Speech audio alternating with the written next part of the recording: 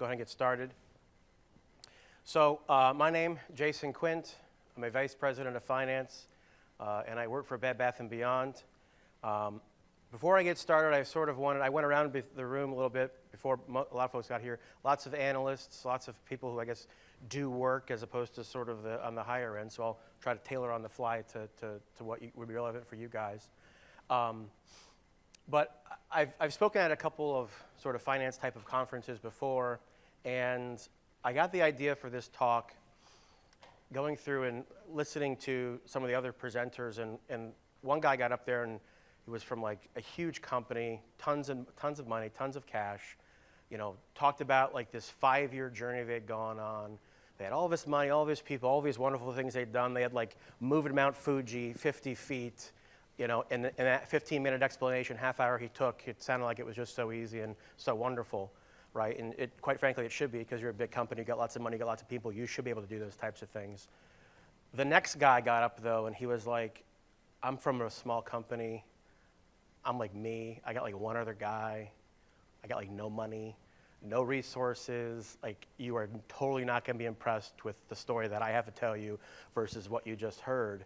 And he sort of was coming at it from a defeatist point of view. I was like, you can do a lot if you're a one-man band or a two-man band, and that should not get you down. And so what I was thinking was, coming at this from like Tableau for the little guy, what do the big boys do, the big companies, things that they do that can be applied if you are and how Tableau, I think, I've been using Tableau for probably 5-6 years.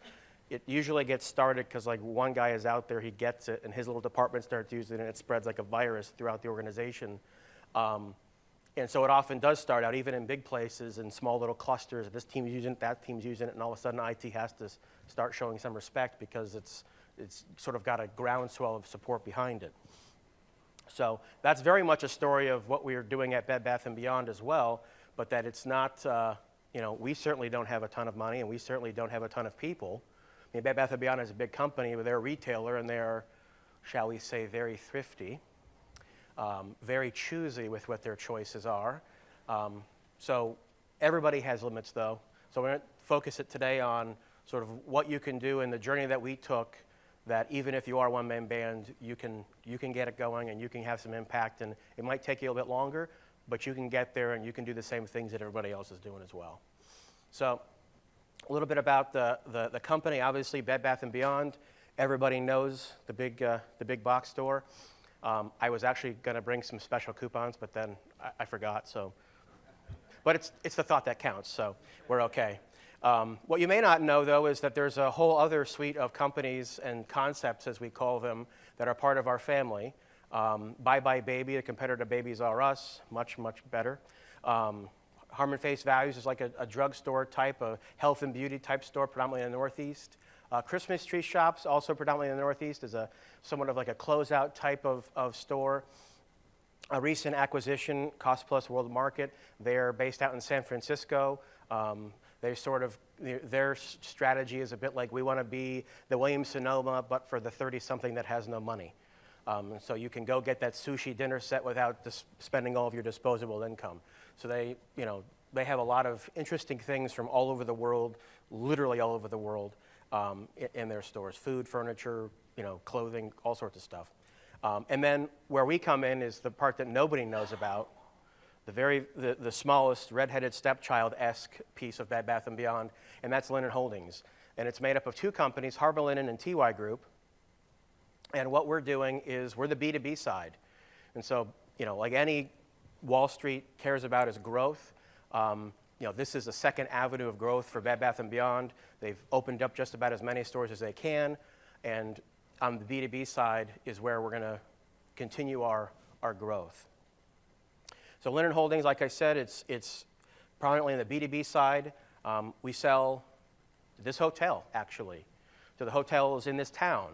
We sell sheets and towels, pool towels, bath towels, slippers, robes, amenities, everything from a high-end Four Seasons, Ritz-Carlton type, all the way down to the Days Inn or the Ramada.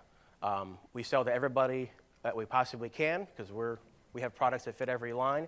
We sell to cruise lines, fitness clubs, casinos, hospitals, large institutional laundries, pretty much anybody that wants to use a white sheet or a white towel, we have warehouses full of them ready to go. So that's what we do. A little bit about myself real quick. I went to the University of Florida, go Gators. Studied business and finance. I went out and did some public service because I figured you can never really, well, you can go back to making $20,000, but you never really want to once you've made a little bit more money. Do some public service. I worked for HD Supply, which is an industrial distribution company, formerly owned by Home Depot, spun off, and now I'm with Bed Bath & Beyond. They poached me out to say, hey, because we acquired these two businesses, we're a retail company, we don't really know anything about what it takes to run a B2B company. It's very, very different. So please come help us and build this out to be a pretty large multi-billion-dollar business. I view my role in a couple of different ways. Certainly, I think of myself as a chief financial officer of this business unit. Bed Bath doesn't have those titles, but that's certainly what my role actually is. I also consider myself the chief profitability officer, where our sales teams are out there trying to sell everything they possibly can. I sort of view myself as the last bastion of making sure that I am the defender and protector of profitability in our business. And then what's probably more pertinent for you guys is I consider myself the chief data officer because I know that garbage in equals garbage out. And all of this Tableau stuff is like 10% of the work, and it's the easiest part. The other 90% is where you will spend months and months and months and months to get to a point where you can just add 2 + 2 together. And so owning that and taking it upon myself to own that and make sure that we are doing the things we need to be doing on our data side of it is very much in play today.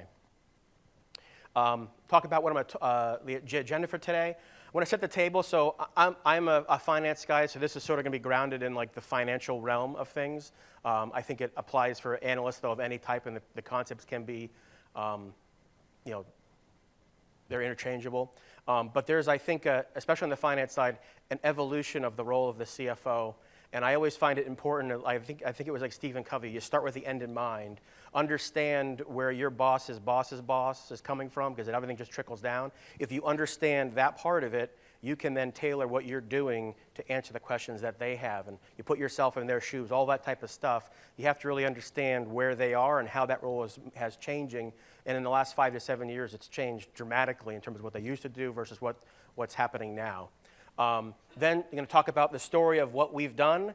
I'm not going to focus so much on here's exactly what we did, because you don't care about that. What you care about is how you can take what we did and do it for yourselves. So I'm going to try to pick out the pieces that I think are relevant to what you could do with it, as opposed to just me up here telling a story of all the great things that we did. And then we'll talk about data governance, because I don't think any of these conversations can really happen without that. And then a piece that I just call a collection of random thoughts. It's some of the cooler things that we've been doing that I wanted to share with you guys. And it's mostly on the analysis side, sort of random thoughts / software hacks. I'm talking about other people's software with Tableau.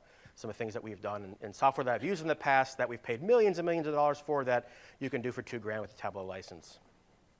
So the evolution of the CFO really has sort of 4 big pieces that, at least from my perspective. And you first have to understand it's a relatively new role. It's only 40 to 50 years old that CFOs even started to exist in companies. And it really came about because, in the 50s and 40s and in the 60s, companies were in the millions. Now they're in the billions, and probably not too long from now, we're going to have something that's topping up in the trillions, which is just mind-boggling when you understand how much $1 trillion is. But they were very much just scorekeeping, looking in the rearview mirror, focused on what is happening for the accounting, the debt structure. They're getting, think about today, all the sort of fancy, complicated things Wall Street's doing, like CDOs and whatnot. They were in the infancy stages then, and they needed people, not just the bankers knowing, but in your company, you wanted to have experts in that, and that's what they sort of focused their time on.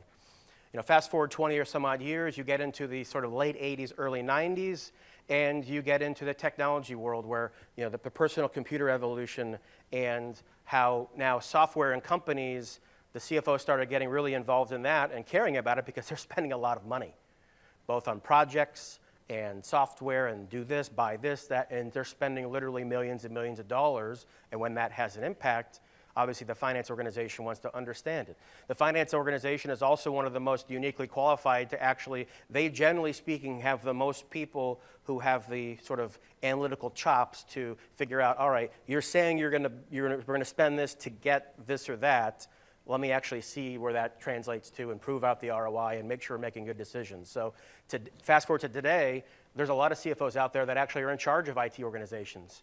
A lot of CFOs that it's not uncommon for the CIO to report into the CFO because of that analytical nature, because of the fact that they're spending lots and lots of cash and can continue to spend cash.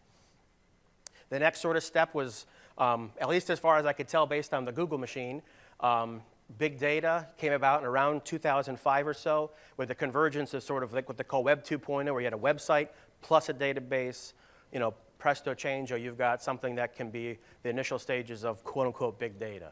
Now today, the next steps of that Internet of Things and just the sheer amount of information that's to be generated, they're very similar to how the evolution of the CFO came about. This sort of chief data officer role is coming about as well. And that prior step in the technology piece, the CIO role coming about as IT became more and more a bigger piece. I think that this data, you have data scientists and all these new roles that relate around data governance and treating your data as an asset.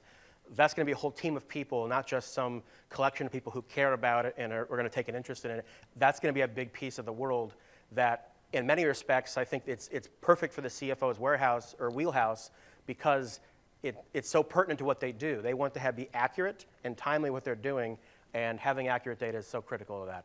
And then today, and I think where we're going in the next 10 years, is more that the CFO is not just some bean counter with his nose stuck in a spreadsheet behind his desk. He's out in the field. He's going on calls with sales reps. He's looking at manufacturing plants. He's in the world experiencing it, so he can see for himself or herself that it's not just what I see in the papers, but somebody's pitching me this idea to go do whatever it is. They have then the detailed background to understand, all right, is this a good idea, is it not? It's also the only other person in the corporate structure whose job it is to have complete visibility to the entire company. Other than the CEO, it's the CFO. And so you've got maybe the sales VPs or the people in marketing or product development, whatever they are, they've got their own little slice. There's two folks in the company whose job it is to look over the entire enchilada, and that's the CEO and the CFO. So they're very much the right-hand man, very much the strategist out there in the field, and it's certainly a more evolving role. And if you read any of the sort of the financial press, there are tons and tons of articles where people are sort of writing about this phenomenon. One of them was a really good one I was reading called The Imperial CFO by The Economist, and it talks about it's becoming one of the most powerful jobs in a company, that it may be even too big for one person to run because everything is so focused on numbers and so many pieces now that we want to get everything. People are starting to see, I think, what's possible, and they're starting to demand more, and it's becoming a bigger and bigger job. So sort of setting the table of in my mind at least, where sort of I see things have gone and where they're going, I think can help you guys, and as you frame up and when you're trying to pitch ideas, and if you're struggling with that and you're that one-man band trying to get your thing going, how you can tailor it to fit into where your boss's boss is, hopefully has his head at. Now I'm going to get into what we have specifically done, and it very much was a revolution. When I joined the company, it'll be 3 years ago in May, that is what I walked into. That is a green bar, print paper. I'd love to tell you that's a really old picture. It is not.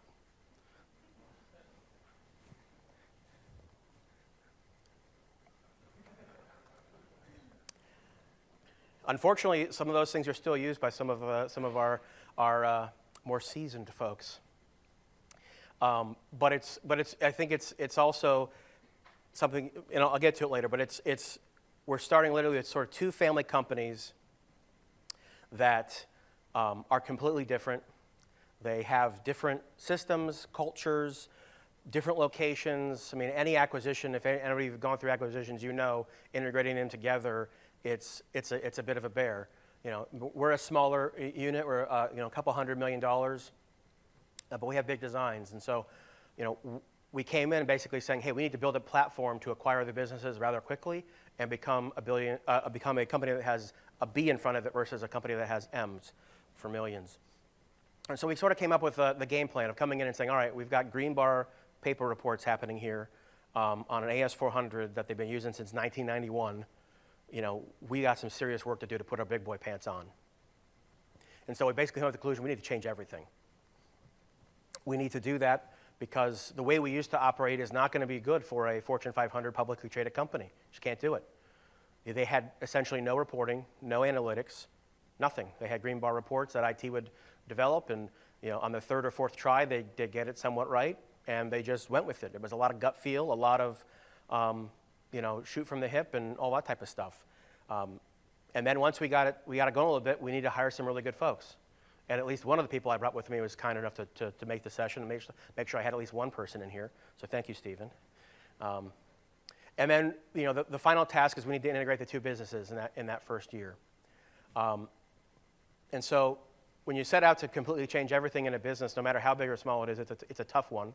And the question is always asked, you know, how do you eat that elephant? And I say all at once. Forget one bite at a time. And I say that for one very important reason, because when it's such a drastic change, like little tiny incremental things, not an issue, but we're talking about going from sort of mom and pop shop to Fortune 500 almost overnight. That's such a wildly different world. They don't even know, right? It's like we came in with Tableau and we said, all right, great, we have this data, we have some stuff. What do you want to see? I don't know. What can you show me? And so they didn't even know what to ask for. And so it was very much building and educating everybody. And when we got down to it and I started thinking about what was going to happen is, you know, we have never had visibility to some of this information, right? It's going to shine a very bright spotlight into some very dark places that some people don't want to see. They're not going to believe. And so the first task before I really did anything was to start mapping out, started trying to get the lay of the land is I got an Access database together. I took I went and found a report that was being used, the biggest one that had the most information I could find. Went to IT and said, all right, add these 30 more columns to it. Every single field I could see in our system, add these columns to it and dump it out to me monthly. Invoice, line item transactions. Took a little while to get that thing accurate, pumped it into an Access database, and started going. When we started doing it, though, I went out there with it, and I got a lot of pushback and a lot of angst at the beginning. I had to take a step back and sort of reevaluate the path that I'd gone down. And I realized that I really wasn't sharing with them the end state, the goal. Why are we doing these things? And so I began to, rather than on the analytics side and the Tableau side and impress them with all the things that I could do, at that point, we started to focus on the why. And then we had to get people excited about that change. And the equivalent is, right, I'm a student, I just graduated from school, I got $150,000 in student loan debt, I'm never going to get out of it. Why should I save my money, but I could be able to pay for my kids' college. There has got to be an intense why to make a hard and drastic change, or else it's not going to matter. And then finally, I think what really sold the deal was not talking about things, because we have been sort of talking about, well, when we get this thing up and running, it's going to be able to do X, Y, and Z. They couldn't put it in their mind of what that was actually going to look like. And so I think the actionable thing for you is that you build an actual working example that they can interact with and they can use to see what that end state of perfection might look like when you never get there, because perfection doesn't exist. But if you had these things you've been talking about, what could you do with it? And the way you build that is Tableau gives you everything you need. That Superstore data set, go in there, find, replace in the categories, put it something that's meaningful for you. So I took like the Superstore data set, opened up the Excel spreadsheet, went in, find furniture, replace it with bath towels, find this, and so you just put names that are relevant to your users. The data's all perfect. Everything's going to be nice and lovely. They already have sample dashboards built for you, and you build a couple of them. So I'm going to show you after this slide what some of those slides I built were. I'm going to first share with you what our why is. First and foremost, Fortune 500 company, some requirements that come along with being a part of that. We're not just a family-run business anymore. The people who founded those businesses weren't going to be there forever and probably going to be leaving in short order. Those people were the pillars and the rocks of those businesses, and replacing them is going to be a big, big deal. We're not going to have their shoot from the hip, rely on the gut knowledge. I've got 40 years in this business. I know what to do. We're going to have to rely on that next lever down. So we need to empower those folks with information so they could be in a position to make decisions and not just go off of their gut feeling, but decisions based in rational data and thought. And then, oh, by the way, build something so that we can be scalable and can make that leap into be $1 billion. So the end state is, I came about it and I said, you know, what if we could walk into one of our customers, a big customer, right? So Wyndham Worldwide has got like 7,000 hotels, all the way from like the Wyndham Grand, really nice hotel, all the way down to the Knights Inn and everything in between, 7,000 hotels. What if we could walk into them and show them, if you buy from us, we have all the sales data, we know what you're doing. Other than just sell the commodity white towel and white sheet, give them some value. And so I built, this is a PowerPoint slide as like the landing page part of it. I put like the little blue boxes are placeholders in PowerPoint, and then these guys those are also graphics I built in PowerPoint. Saved it as a picture, then put 3 of I think the picture link boxes in there in Tableau. So they come on and say, all right, I want to do global reporting or compliance reporting. I click on that, and it takes me to a dashboard. So it's a nice, easy to use front end thing. So this was an example, and I said, you know, it's not so much that it's usable. I was focused on this one and say, hey, let me put something that looks sort of fancy, that doesn't really do anything, but it looks interesting to get them sort of pique their interest. And then, you know, have just some category information. You know, this in theory compares, well, if I'm buying the same towel, why is the Days Inn on average paying $70 versus 64, different brands, same towels and stuff, right? So just an idea of like, to pitch to the customer, hey, you know, why is this brand paying something different than that brand when it's the same exact product buying from the same exact people, right? This is the one that had, I think, the most impact for Wyndham, was that they're a franchise, essentially, and they have spec product.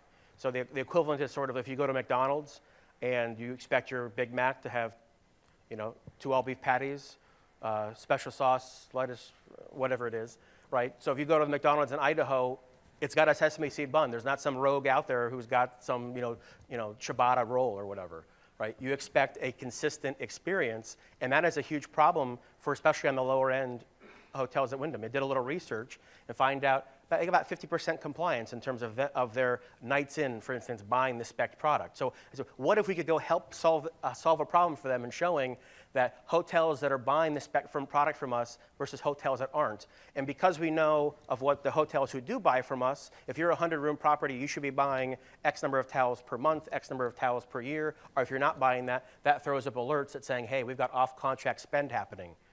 That will in turn help them increase their guest experience. Right? So this was an example that we had put together very early on to show our sales team, to get them excited about, man, okay, now I sort of see what we can do with this and why it's going to be important for me when it comes data governance time that, all right, I got to fill out a template that has like 1,000 SKUs on it, and I got to categorize every single one of them. It's going to take hours and hours and hours, and it's going to suck.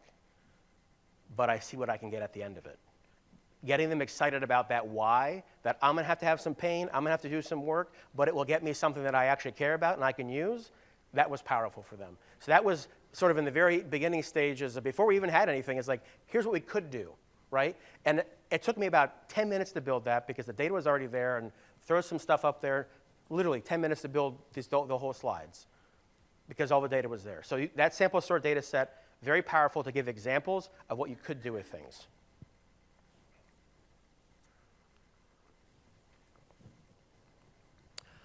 What I'd say before you get started is you have to understand the limits of your people.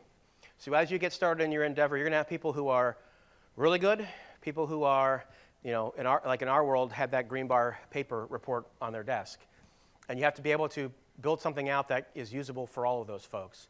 You want to understand what's happening out there now, and you want to be able to understand people's individual preferences.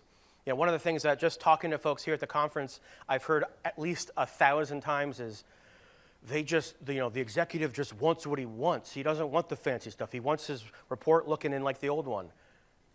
Do it. Build whatever that most popular report is exactly the way they're used to looking at seeing it, and add like one tweak to it. One thing that says, hey, you know what? this is going to make it so, wait, whoa, I can just click on this and it'll get me that. Then they're going to start asking for more, and you're not pushing it at them, they're pulling it from you. If you give them a taste of what they can do in a way that they're used to consuming it, you have to just the analogy is you can't drop a frog in boiling water, it's going to jump out. You got to gradually raise that temperature. He's not going to realize he's boiling. You have to start with what they know and gradually over time ease them into what you want them to be doing. And we did then, I think this quote is very apropos for what I experienced in my business. Any technology is sufficiently advanced is indistinguishable from magic. And so what I started doing is I built that access database, I built that report, showed them the sort of end result of what it could be, and then I just started what we called Jason the Magnificent, and maybe too young for this, I don't know, but Johnny Carson and his the seer, the all-knowing person, for probably like a good 6 months, I was the only one that had Tableau. I would go into a meeting, and I would just blow people's doors off. Like, they would ask a question, I'm like, well, hang on just a second. Yeah, we're down like 10% there. No. They would go spend like 3 hours trying to disprove me. That happened at least like 500 times. And it was all of a sudden, it was like, oh man, this Tableau thing, it's all-knowing, all-seeing, all-powerful. It will solve all of our problems. So it was what happened is I was starting to, then they started to almost have this, it was very scary. It was like, whatever I said was like, well, it must be accurate because Tableau said it. I'm like, whoa, guys. Slow down a little bit. But that's what started happening. We would go into meetings, we'd answer questions right then and there. We wouldn't have to go back and do 3 or 4 different cycles. I was doing it by myself. Then the sales team wanted it. So what we started with is we published it to the leadership team only, right? And adoption is always one of the most difficult things. If you start at the bottom, it's never going to work. You got to start at the top, right? Luckily, I was at the top or number 2, so it was pretty easy for me to just push it down. But I started using it, and I started asking very pointed, very, very shining light in the skeletons in those closets, and asking very uncomfortable questions because we had this unprecedented access to this information and this data. Uh-oh. Okay. They started seeing what was happening, and they realized, man, this guy knows a lot. I don't know how he knows all this stuff, but he does. We started publishing what we called the dashboard. It was the only dashboard that I created for sort of published consumption, and it was essentially a dashboard that a sales manager could have a conversation with his sales rep about what's happening in their territory and what they're doing. What'd you do to me? Let me try it. This might work. Trying to clean it up a little.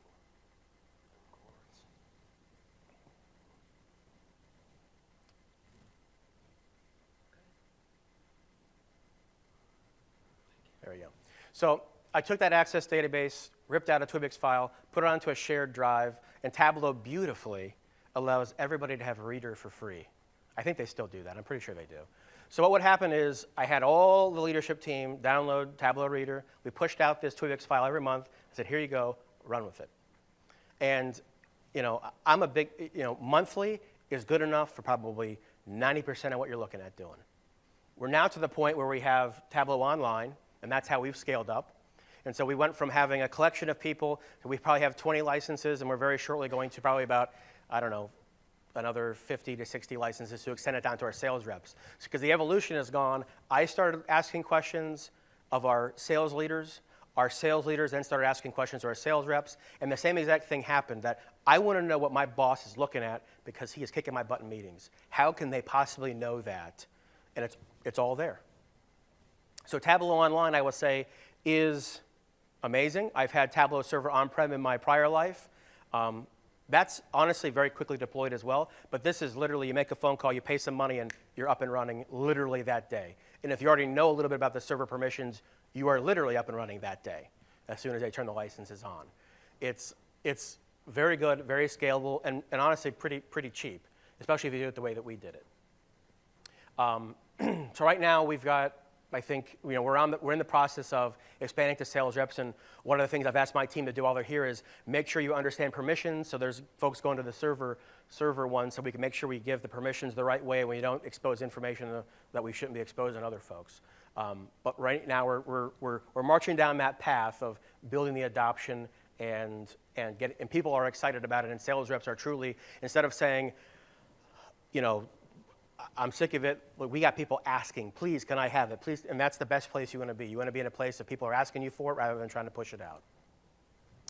This is a sort of a whitewashed version of what our the dashboard looked like. Like I said, we had two businesses, two different data sources, two different access databases, two different everything.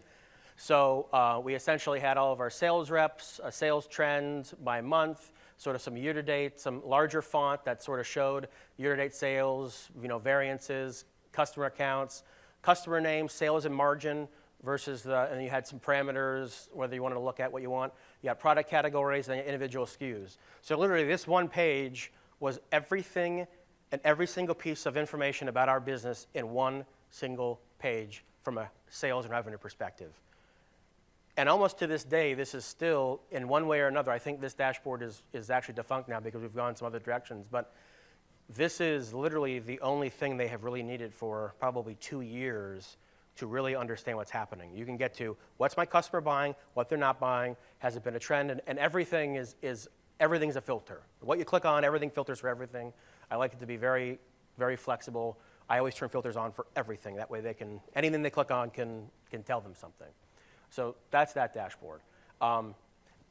Real quick, the other thing too is like a lot of this stuff, like I look at the visit a day, and it's some wild stuff that they do. But I never find that it's actually truly something that I would do in real life. Like, that's interesting, that's great, but data charts are still probably 90% of the world and 90% of what people want to look at. A lot of the ridiculously fancy stuff, you got to take like 5 minutes to figure out what you're doing, and nobody wants to invest that time. So unless it's ridiculously clear about what it's happening, just as my recommendation from the executive side is keep it somewhat simpler with the data and the numbers, because that's generally what people want to see with graphs. The other thing we're doing is customer-facing applications. And so that Wyndham example spurred on other conversations. We basically went to our Salesforce and said, hey, bring us your problems, bring us your customers' problems. And what we ended up having an issue with was our customers having the inability to forecast their own business. And so we found in a number of areas that we knew our customers' business better than they did. And Carnival came to us and said, hey, you know what? We want to get a better understanding. We want to maybe try to do a different way of how we restock our ships. They gave me like 3 years worth of data from out of their warehouses. They gave me their ship schedule going out like 5 years or 2 years or so. And I put together that essentially this was by pallet that you would need, if I'm the Dream on October 3rd in the home port of Miami, they will get a pallet, 3 pallets that has X number of SKUs to replenish their ship either on a monthly or a biweekly basis. So it gave them the ability to not just allow their ship to order whatever they wanted, whenever they wanted, but here is what they should be ordering, here's when it could be delivered, get the logistics side of it straightened out so we get 1 truck going instead of 20. And they were absolutely blown away, and that caused us, I think, hopefully, to get more business from them. So we do that in a number of areas where we pay, and Tableau Online is great for that because we just buy a license, it's $500, we give it to the customer, here's a project we set up specifically for you, get the permissions lined up, we create some dashboards based on their spend, their variances, and it's especially useful for people who have multiple locations. So you've got a commercial laundry that has 10 plants, they can see what plant is using and burning through towels at a faster rate. So it's more of a, in our world, white sheets and white towels are commodities. It's about the value add. And we, off of the sales data that we generate, we push that back out to our customer, and we're the only ones doing it. Shh, don't tell anybody else. And then internally, I call it purposeful micromanagement. And it's that getting in your business, having enough information to be able to get into your business in a way that is actually meaningful. Not just looking over your shoulder, but hey, I noticed you went and visited so-and-so customer and they haven't bought sheets for 3 years. What's the story? Well, how did you know that? Like, I didn't tell you that. Before it was the sales rep had the power and what they told management of what was happening. Now it's sort of been reversed, and we're seeing double-digit growth as a result of it. So those are a couple of examples of how we're using, where we've been at least the 2.5 years that we've been on the path. Going to talk now a little about the data governance part of it and down the rabbit hole, because it really is a rabbit hole. And that Superstore data set, like I mentioned earlier with the demos, it really is that gold standard. However, the real world runs into that. This is sort of two views on our top selling product. And you got all this stuff for some reason sitting at 100% margin. I don't know what the heck that is. All of these things, like we're not selling this for $10,000. Like all this garbage throws stuff off. And in reality, like you have really no idea the scale of it over here, but you can see it's like 10 points and it just blows stuff up. How do you get this fixed, right? How do you get that stuff to be clean? Why are things not happening correctly in your system where cost isn't being applied properly? Whatever piece isn't working right. You got to work through all those processes to understand why these things are happening, because they shouldn't be, right? We sell something, there's a cost to it, there's revenue to it, both sides should be there, but apparently for our top selling SKU, one side isn't there. Wonderful. But that level of perfection doesn't exist, and that's why I have Oscar the Grouch there. He's dressed up, he's cleaned up a little bit, but he's still Oscar the Grouch. You're only going to get it so far, but I guess the two things to take away is keep making progress, don't stop, right? Every little bit helps. But you also have people who are, part of their job has been assigned that you are going to be doing this. This is a focus for us, and it's not a choice, it's not a volunteer basis. You will do this as part of your job. 10%, 5%, 20%, whatever it is. But somebody is responsible for doing it. The second piece of it is, if you don't plug the holes and you only bail the water, you will never stop bailing water. You have to bail water and plug the holes. That comes in a SKU creation, it comes in a customer creation, vendor creation, whatever piece of data you have. On the inbound side, making sure all the attributes are there, filled out in the right way. That black is always BLACK, not BLK, BLACK, whatever it is, we have some governance there and methods. And I've been places where we brought companies in and have spent hundreds of thousands of dollars to put our SKUs in a taxonomy, and then like 3 years later, you're like, wait a minute, we just spent like $100,000 to do this, where'd it go? It's almost as if it never happened. And that comes down to the process. If you don't have a process to keep it clean, it will not stay clean. And so data governance, there's 4 pillars to it. There's ownership. I have taken that on myself. I would recommend, no matter what level you were on, you can take ownership of it. There was always free time in the day to spend doing something to fix something that if nobody, it's not somebody else's job, it's your job. Secondly, somebody has to actually be accountable for making it happen.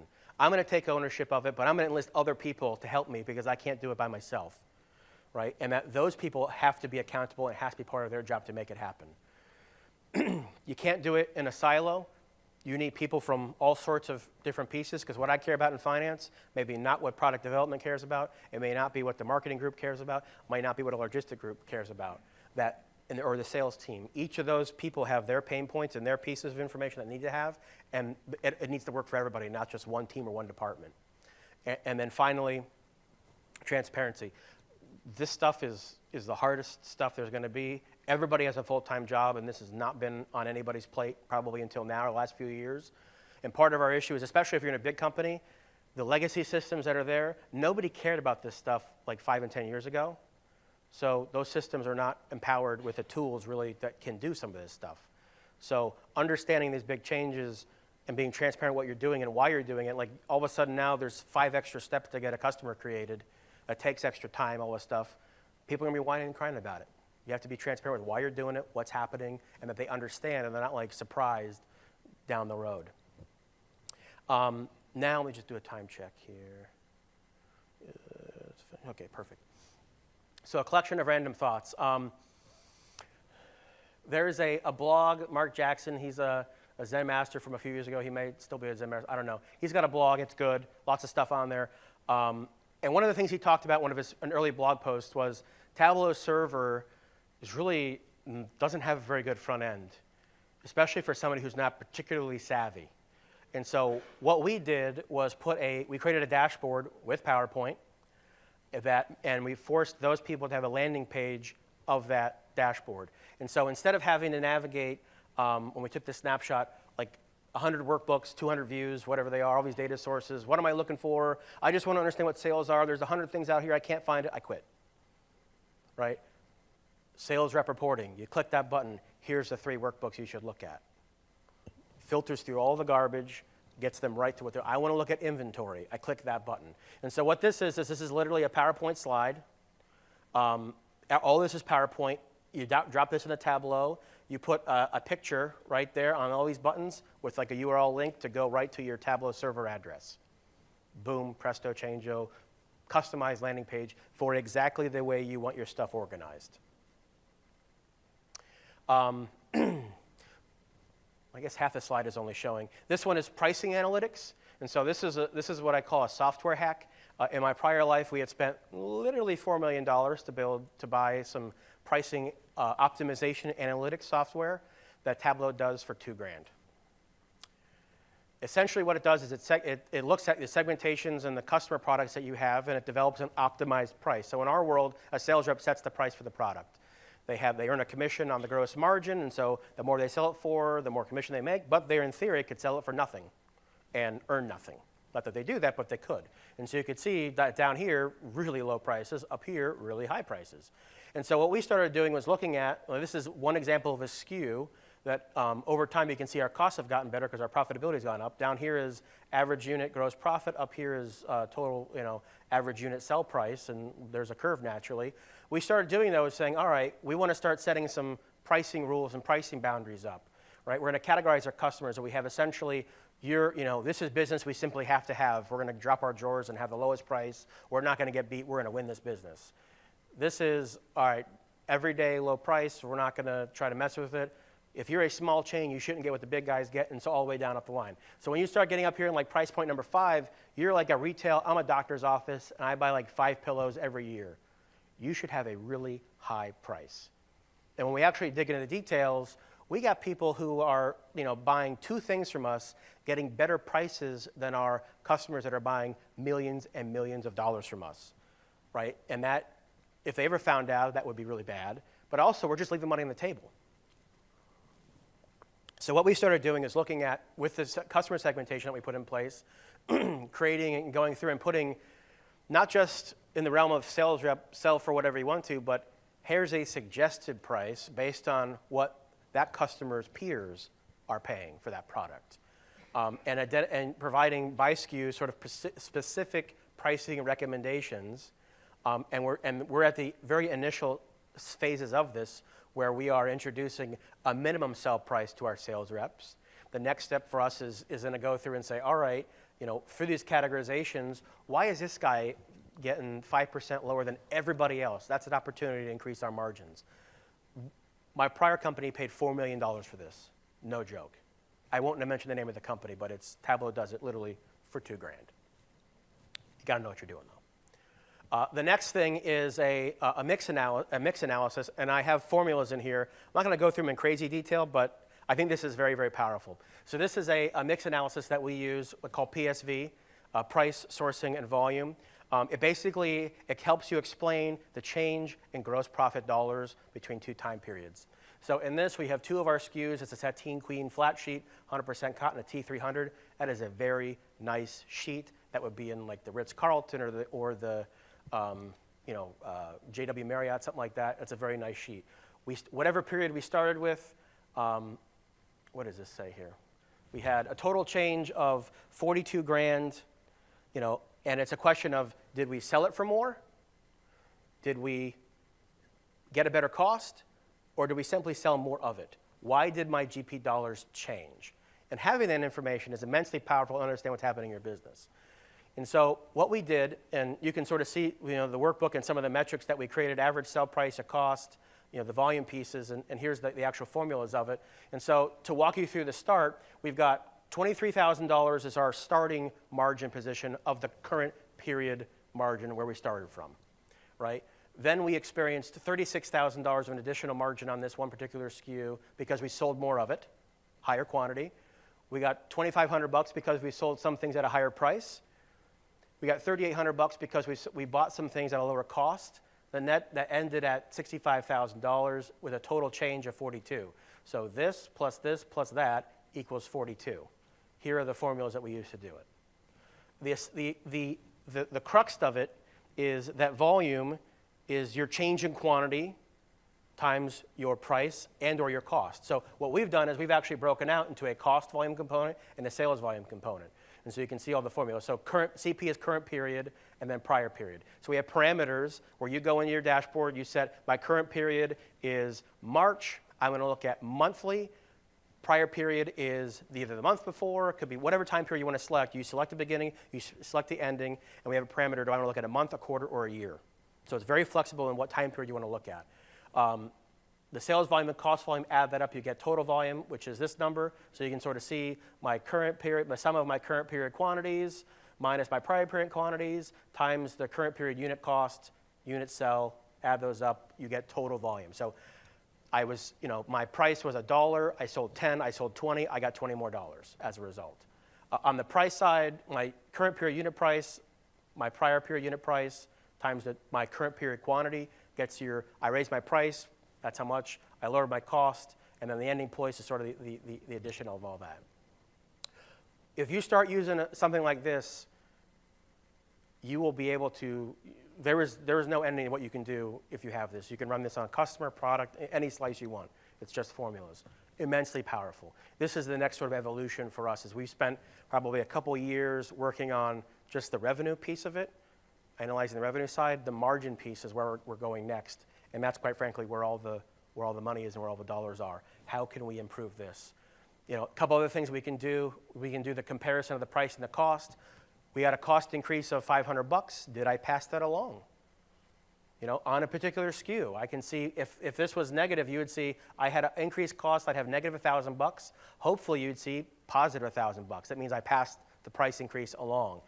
If not, maybe it was $1,000, maybe it's $800. I didn't pass all of it along. If it's more, that means, hey, I got a 2% increase and I raised my customer's price by 3%. We made a little bit extra money. Lots of options and lots of things you can do with this analysis if you have this. This is the current period sales formula to sort of see. We got the parameter for choose your month. So we got a set of formulas for month, quarter, and year. It's essentially the same thing. Choose your fiscal year in the parameter. That ties back to, we have a fiscal calendar 445 for accounting purposes. Tableau doesn't support it. Hopefully they will at some point. But we had to bake in our own fiscal calendar because to work, and so this, you choose 2009, you get 2009. We did fiscal month count, so every month is in a number, so you can sort of see here, month one, so things could sort correctly, because our fiscal calendar starts in March. And then basically, if the year and month is the same, give me sales. If not, then if it's quarter, year, pretty simple formula. So you can take this, apply this formula with the other things, and you're off and running with a and by the way, this PSV analysis is another software hack of a margin mix analysis company that costs $50,000. So I literally just put $50,000 into your pocket by giving you this. So, so hopefully you can use some of the stuff that you've seen here. If it was at all useful or valuable for you, please give me the thumbs up, the 5 stars, 10 stars, whatever it is. If you thought it was not that great, then just keep that to yourself. That'd be very good. But again, thank you. I'm not, apparently I'm a little bit too old for the Twitter thing. I do LinkedIn, so if you want to connect with me, have a conversation, there's my LinkedIn stuff. But thanks so much. Appreciate it. I think we got probably 10 minutes or so for questions if anybody has anything just burning they want to know.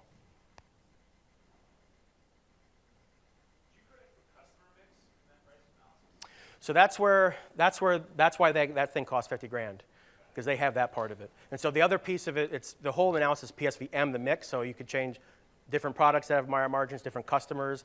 They have a whole proprietary piece of a math addition that does all that.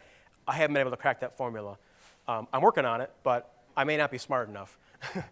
But for the benefit of the folks watching, the question was the customer mix analysis. If you do that, we don't have that in there. So in some respects, it's a bit of a plug, but it's still very accurate and it's still very powerful. Yep. You talked a lot about the rollout to the user community. How did you go from just you to developing the capability internally with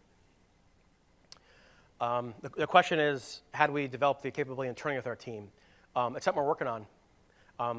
Coming to this conference is a big thing. I think I've been using Tableau for probably 5 years, so I'm pretty grounded. I think I'm okay. Although I see some of the people here, I'm like, man, I'm awful.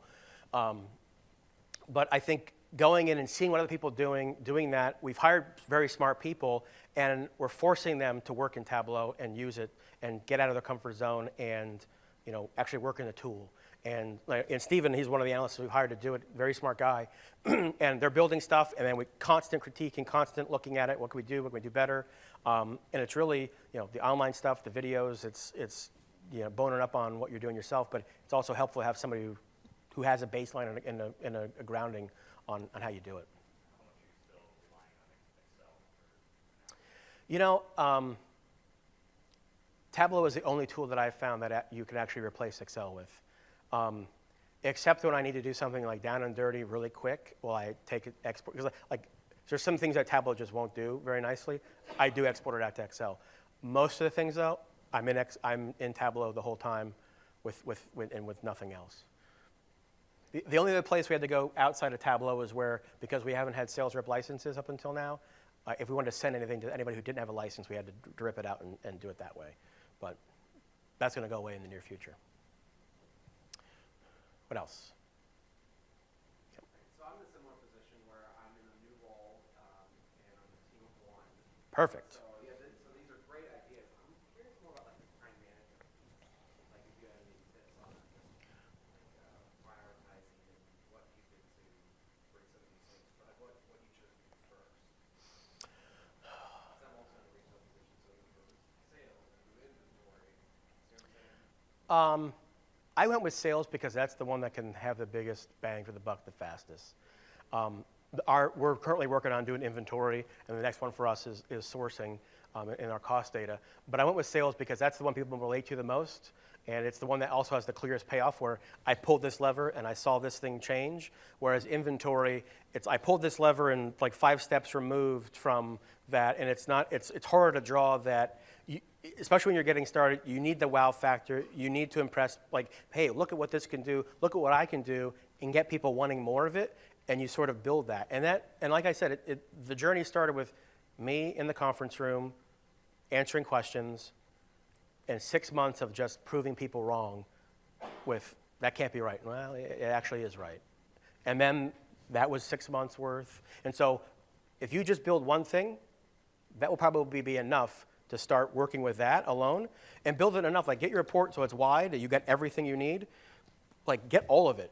Go ask IT for once, everything you can possibly get, and as much detail as you possibly get. That way, it doesn't matter what question gets asked. You have the lowest level on everything you need. That's important. So you get as much as you can fast enough, and then you can really answer any question. But honestly, it's up to you and what you're doing, and what your priorities are, and what you start with. Because I think there's value in all of it. Any other questions? No?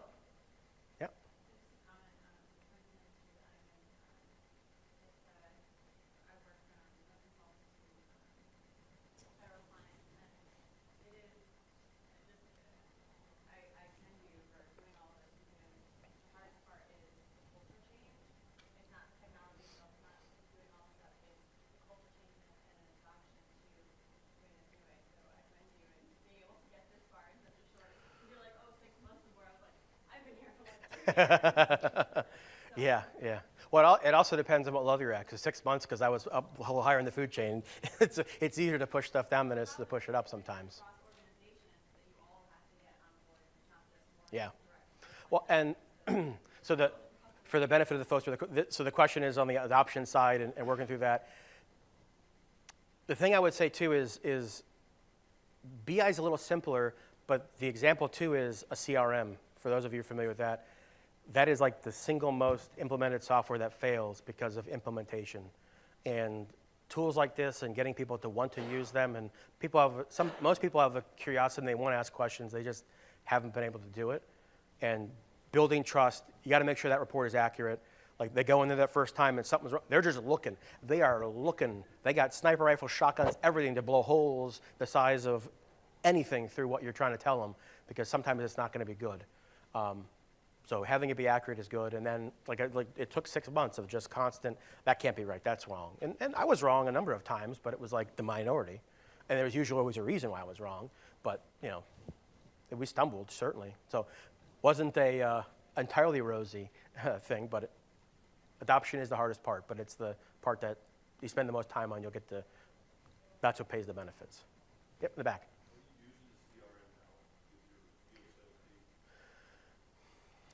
We have one. I don't know that it's being used.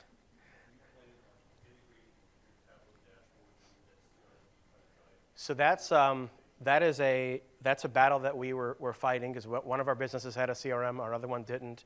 Everybody was clamoring for a CRM, like, oh, this is gonna be the golden, bullet that's gonna fix everything. And then our sales team was like, I don't want to give sales reps two things to look at, both a CRM and this Tableau thing. And ultimately, we through sort of through maybe sheer willpower, we got to the sales folks to sort of realize that CRM automates a currently broken process if you don't have that piece worked out. So it wasn't being really used or adopted the way that they had hoped or wanted to, that we've gone down the path of we're giving the sales reps the licenses to Tableau instead. And so it's on probably the pipeline for 3 years out to get a CRM for everybody, but we have to get our sales piece aligned because, like I said, we have two companies we need to sort of bring together. But that's a question that I don't really have a good answer for is, do you put Tableau into the CRM or do you give them two?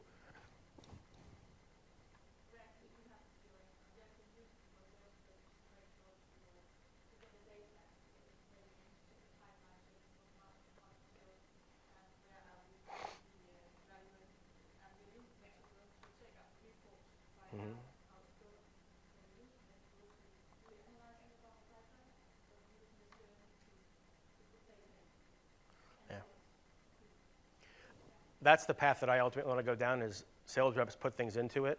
We take everything out and then publish it back because what we found, they had, I think, a Microsoft Dynamics CRM, and it was much more difficult to get something built in that CRM to show you versus I could just bang something out in Tableau in 10 seconds, and there you have the answer. I feel like Tableau is so user-friendly and so easy to manipulate that as soon as you try to drive anything out of it, I'm trying to keep everything inside of it.